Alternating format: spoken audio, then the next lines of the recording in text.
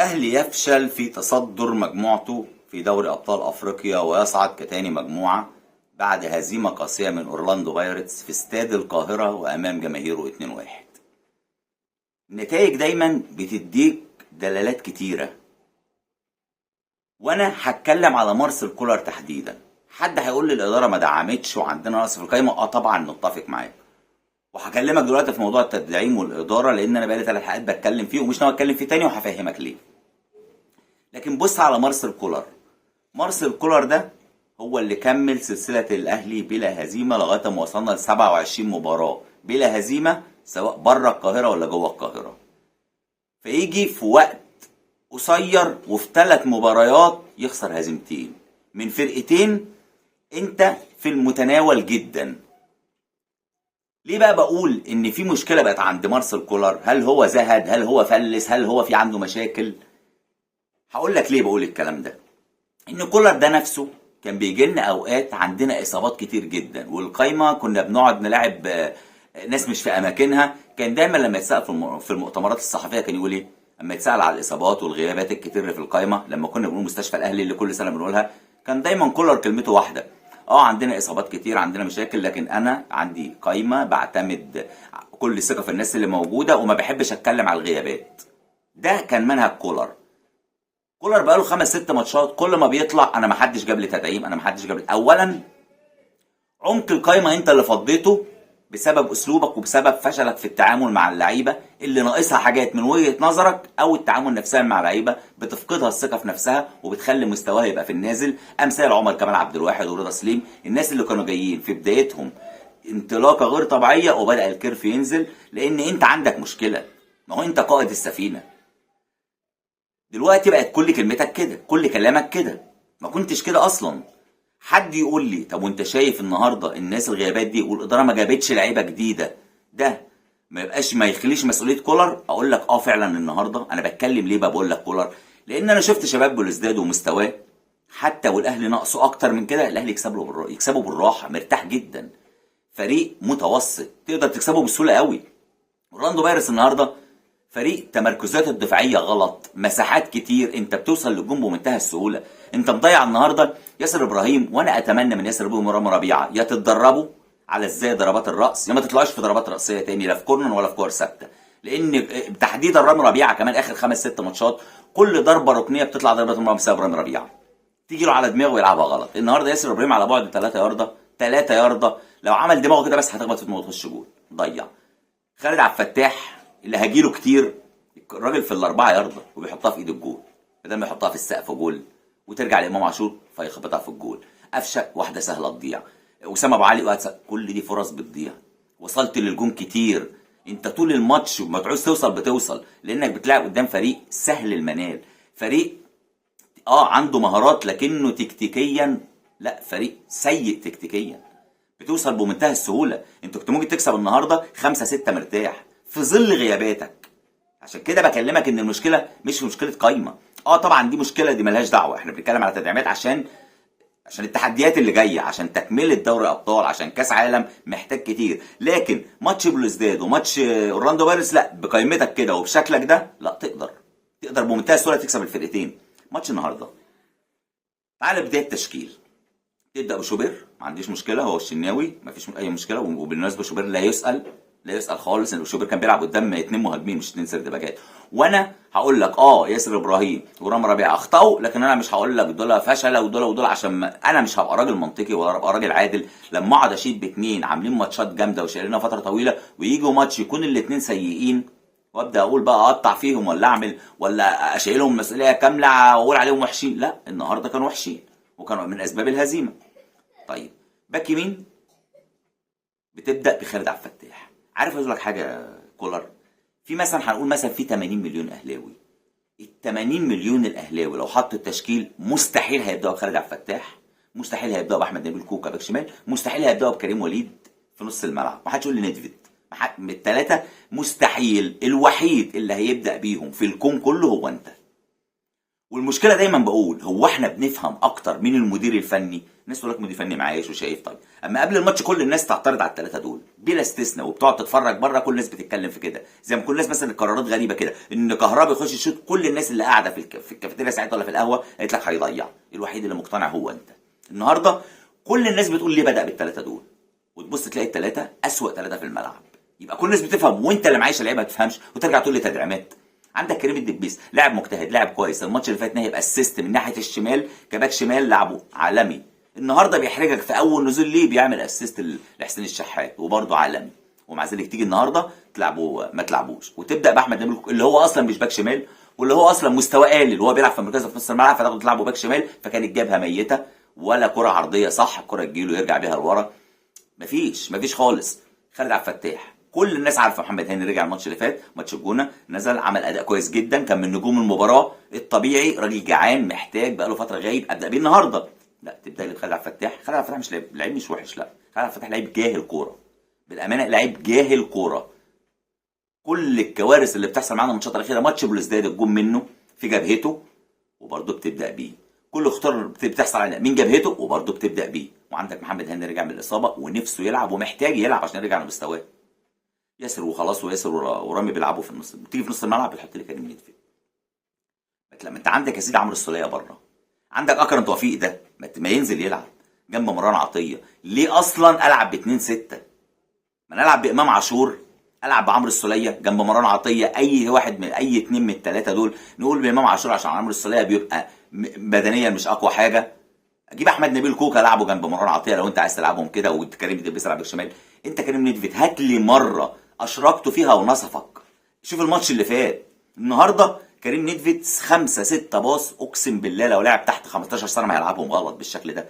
ده باص 5 متر 4 متر، نقطع الكوره يجي له في نص الملعب يلعب الباص طويل، يلعب الباص غلط، يلعب اعلى من اللازم، ومع ذلك تبدا بيه، ولما تيجي تغير تسيبه في الملعب. مش قادر افهمك الصراحه، تسحب مروان عطيه وتسيبه في الملعب. ايه ده اللي بتعمله ده؟ تقوم لاعب لي عندك حسين الشحات جناح، لاعب حسين الشحات جناح، ما تقوليش تعبان وارهاق. حسين الشحات قادر يدي، لا تقوم معاك حسين الشحات وتلعب عمرو الساعي كويس جدا، ما عنديش مشكله. الناحيه الثانيه بتلعب امام عاشور. امام عاشور اللي ادى افضل مبارياته الماتشات اللي فاتت، وهو راجل حر وهو بيخش 18 مش ملتزم بالخط. انت ملعبه النهارده جناح، الراجل واخد عنده بيقابلوه اتنين زائد خط المرمى. امام عاشور كان متكتف، بالاضافه ان هو كمان ما كانش كامل تركيزه الشوط الاول، ما كانش بكامل تركيزه، ما اداش لانه نازل في مكان مش مكانه، ما بيجيتش فيه. وعندك حسين الشحات معاده بره. عمر الساعه اديته وللاسف حاطط جنبه خالد عبد الفتاح. احباط. كل كوره عملها كويس عمر الساعي لانه عمل بمجهود فردي، كل ما يعتمد على خالد عبد الفتاح الهجمه تروح يحطها له لا يرجع بيها لورا، يعمل الاوفر غلط. بوظت شكل الفريق هجوميا بسبب خالد عبد الفتاح. واسامه ابو علي راس حربه، افضل ما في الفريق، افضل ما في الماتش كله النهارده اسامه ابو علي. اجتهاد، استلام، ضيع فرصه سهله قوي ده واحده ثانيه، لكن اسامه ابو علي ما شاء الله عليه. حاجه تزعل الصراحه. الاهلي ايه اورلاندو العبه 3 مرات يكسبني 3 مرات في القاهره. اورلاندو ده ما بيعرفش يكسبني في جنوب افريقيا، مره 4-3 ومره 3-0 النهارده 2-1 في القاهره. ده عمره ما عملها في جنوب افريقيا. حاجه تغيظ. انا بص، اولا قد يكون تاهلك كتاني يكون مصلحه في المواجهات هتقابلها، لكن انا ما بفكرش بالطريقه دي. اللي عايز بطوله ما يفكرش بالطريقه دي، يفكر دايما في الصداره مهما كان بقى اللي هيقابلني. كده ممكن على فكره تقابل اسهل، ممكن تقابل الهلال السوداني اللي شال من المازين ب4 واللي ملوش ارض يلعب فيها ويكون اسهل لك، لكن مش كده. ما بقاش مجموعه فيها اورلاندو وشباب بلوزداد واستاد ابيجان ومش عارف اطلع اول، واتغلب ماتشين من اصل 6 مباريات. انا اللي ب 27 مباراه ما بتغلبش، ماتشين من 6 مباريات منهم ماتش في القاهره. حاجه تحزن. منظومه دفاعيه سيئه جدا. النهارده الجون الاول جه فينا، الكره بتتلعب جايه على شمال رامي ربيعه. رامي ربيعه عمل حركه غريبه قوي، لف واحده كده كانه لابس تنوره وعايز يلعبها بيمينه، ازاي مش فاهم. عدته، الراجل المهاجم ده كان اوف سايد، لكن مين اللي غطاه؟ خالد عبد الفتاح. بقول لك ده جاهل كوره، غطاه. الكوره جايه على مستوى بطنه. تعمل حاجه من الاثنين، يا تنزل لها سنه وبصدرك تحطها على الارض وتشيل، يا تطلع برجلك سنه وبطن رجلك تشيل. ده عمل حاجه غريبه جدا، ده عايز ينزل لها بدماغه وحط ايده ورا ظهره. الكوره اتعدت تروح للراجل جون، هو وشوبير ما يعملهاش حاجه طبعا. الجون الثاني نفس الجبهه اللي منها بلوزداد، برضه بنتضرب من عندها، وتلاقي لاعب رايح لوحده خالص وتتلعب وتيجي في العارضه. رامي ربيعه النهارده الالتحامات الهوائيه سيئين فيها جدا، كل الالتحامات الهوائيه كان بياخدها لعيبه اورلاندو. يجي الجون الثاني في عز ما انت ضاغط وعايز تجيبه عمال تضيع. حاجه تحزن، حاجه تحزن. التحكيم طبعا انا التحكيم ده كارثه، يعني جون بمنتهى الجهل من الحق ولو ايه، وتشوف بقى حكم الرايه بيشاور يا ولد يا فاهم. جون سليم ما فيهوش مشكله خالص. اللعبه لعبه تانية، حسب بيقول لك راجع من التسلل، هو ما كانش مشارك اصلا في اللعبه فما فيش تسلل اصلا. فلما راحت لياسر ابراهيم بقت كره تانية لعبها رامي ربيعه جون، لغى الجون. في ضربه جزاء بتاعه وسام ابو علي، انا كنت الاول بقولش ضربه جزاء، لكن لما اتعادت مستوى الخلفيه في رجل في رجل بتاعه ياسر ابراهيم ابقى راجل مضلل لو قلت لك ضربه جزاء من وجهه نظري، ما اعرفش ايه الصح. لان في ماتش الاهلي والزد احمد نبيل كوكا بيشيل الكوره وهو مش شايف، كان لاعب زد حط رجله فرجله خبطت في رجله. قلت ساعتها، وفي ناس خبراء تحكيم اجانب قالوا الكلام ده، احمد نبيل كوكا واخد قرار ان هو يشيل الكوره، خلاص طلع رجله وهو بيشيلها، لاعب زد حط رجله، فما فيش فرصه ان هو يلم رجله، فحصل التصادم. قلت ساعتها مش ضربه جزاء. نفس القصه، الراجل بتاع اورلاندو بيشيل وخلاص الكوره بتاعته، جه من ورا ياسر ابراهيم حط رجله لمسها، حصل التصادم. ما تحسبهاش بقى فاول على ياسر ابراهيم، مشي بقى اللعبه لو، لكن تحسبها فاول على ياسر ابراهيم دي الغريبه. فالتحكيم فاشل. ومن الاخر افريقيا من غير فار ما تنفعش، والله ما تنفع. في وسط الناس الفشله، الناس الجهله، قعد يخدمنا بعدها بكام فاول كده من نص الملعب ومش عارف ايه، انه حكم شخصيه ضعيفه وعمال توازنات، بس بعد ما ايه، ضربه جزاء وجول، حاجات كارثه. كوره مش اوفسايد والراجل راح هو الجون تحسبها اوفسايد الازمان وهو باين قوي. كوره الامام عاشور راح هو الجون بفخده تحسبها لمسه يد. اول دقيقه في المباراه راجل لازم فاول وانذار او طرد، ده هارس رجل وسام ابو علي ولا حسب فاول اصلا. واحده تانية برضه هارس رجل تقريبا ياسر ابراهيم ولا حاجه ابدا. حكام بامانه يعني، بس مش هشال التحكيم، لان احنا نقدر حتى لو اللي بيحكم المدير الفني اورلاندو بايرتس نقدر نكسبه بمنتهى السهوله. لكن كولر انت عندك مشكله، انت حتى تغييراتك غريبه. مجدي قفشه كان بطيء شويه، لكنه مجدي قفشه حل كبير، ما ينفعش يخرج من الملعب في ظل اللي انت فيه ده وتطلع عمر الساعي من افضل اللعيبه اللي ادت في الشوط الاول، تروح ساحب عمر الساعي. انا مش فاهم ايه اللي انت بتعمله، انا مش فاهم تفكيرك ايه. وما تنزل كريم الدبيس تسيب برضه احمد نبيل كوكا، يا راجل خليه جبهه شمال، الراجل عنده حته هجوميه، انت مش محتاج احمد نبيل كوكا. مخرف وطالع بعد الماتش برضه تتكلم عن التدعيمات، ده لانك واضح كده ان كولر فلس. اتمنى والله من كل قلبي كفايه كفايه بجد، لكن عارف ان هو مش عاوز يمشي لان هو هيموت على كاس العالم، مش هيتنازل على انه يلعب كاس عالم. اما بقى في موضوع التدعيم والاداره انا مش هتكلم تاني في الموضوع ده، فواضح ان الضغط احنا ضغطنا وعملنا كتير وبقالي كام حلقه بتكلم في الموضوع ده، بس في حاجه انا مش فاهمها. يعني احنا نفس الاداره تقريبا في 2019 لما كان عندنا مشاكل، الناس ما بخلتش رمضان صبحي على حسين الشحات على ياسر ابراهيم على حمدي فتحي على محترفين، فتحوا الخزن وجابوا. اذا الناس دي او الاداره دي ما عندهاش مشكله في التدعيم لما تلاحظ ان في مشكله. هنا المشكله اكبر كمان من 2019 ومفيش حاجه لغايه دلوقتي. هو يا اما في تعنت قصادك ماديا مش عارف تجيب سيوله، او الانديه حد بينافسك، حد بيبوظ عليك الشغل. يا ريت حد يطلع كلمنا في الحاجات دي. انا مش فاهم، يا اما في مشكله مع مارسيل كولر في انك تقنعه بلاعب. مارسيل كولر اللي بيشتكي دلوقتي، يا راجل انت النهارده ما عندكش جناح تلعب بيه وطفشت لنا احمد عبد القادر وطفشت لنا كريستو بسبب ان انت زهقت الناس. انت النهارده بتلعب لي كريم وليد وانت مطفش ديانج، يا راجل يا ديانج.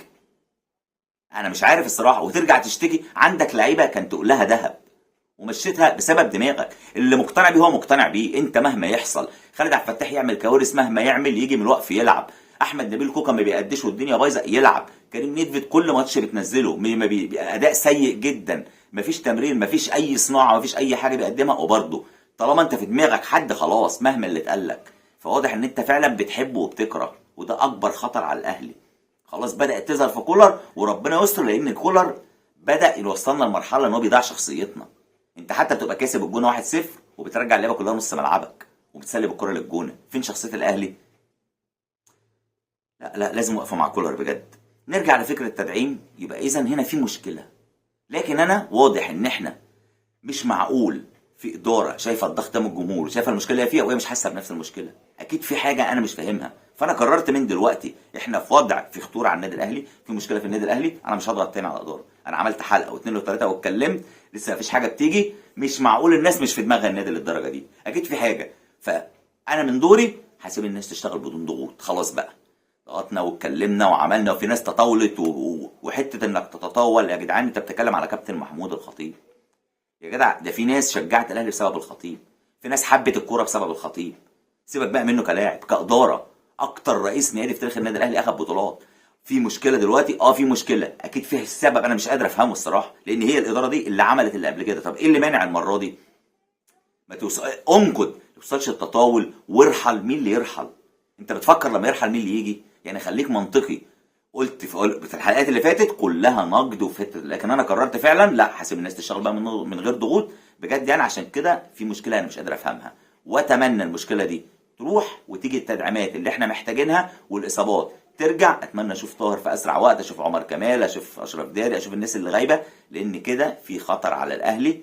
كولر يتراجع نفسك يا بالامانه يعني. انا من جوايا اتمنى رحيله.